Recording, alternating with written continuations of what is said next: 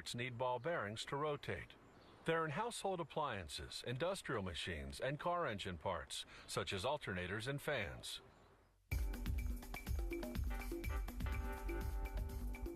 This is what's called a deep groove radial ball bearing. It has steel balls that move inside tracks called raceways. The raceways are carved into a set of heavy-duty steel rings. The balls are made of the same type of steel. They first prepare to shape the rings to the right thickness. They insert the inner ring into the outer ring. The set then passes through a grinder that alters the width to the correct thickness. A gauge checks the width of each ring as it exits.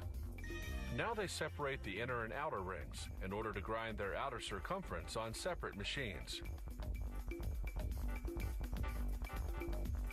The outer ring enters the grinder, which shapes its outer surface to a precise roundness and diameter.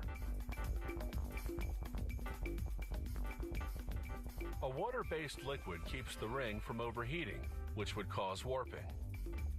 The ring exits the grinder through a gauge that checks the diameter.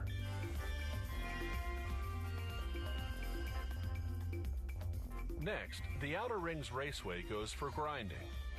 Abrasive stone wheels with an oil coolant shape the surface to precisely the correct roundness and size. The inner ring and raceway go through a similar machine.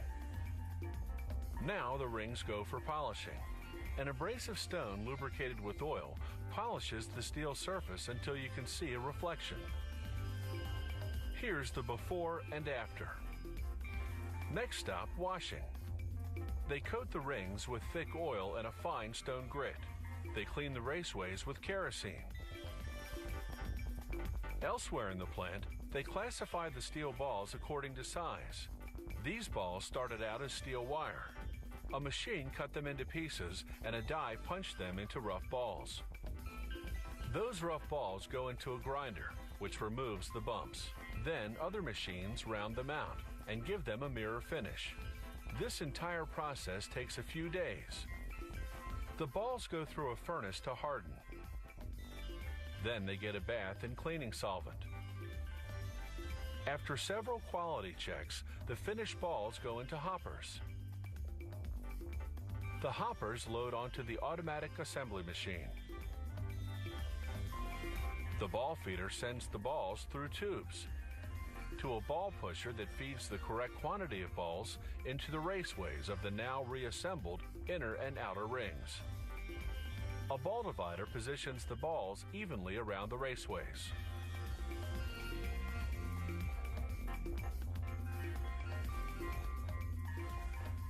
Next comes the ball cage, a metal cage that retains the balls in position around the raceways.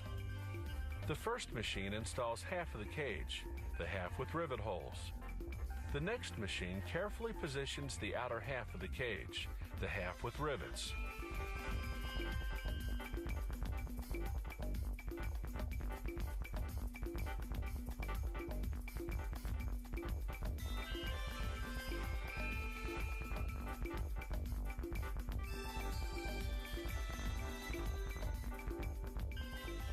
The machine test spins the bearing, then rivets the two halves of the ball cage together.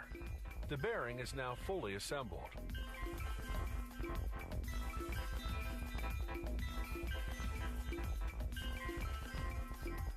Now it goes into a solvent bath, then to a series of automated quality control tests. This noise vibration tester makes sure the ball bearing operates quietly. Some types of bearings are lubricated with grease. A machine squirts grease evenly into the bearing's raceways, then inserts a rubber seal to contain the grease.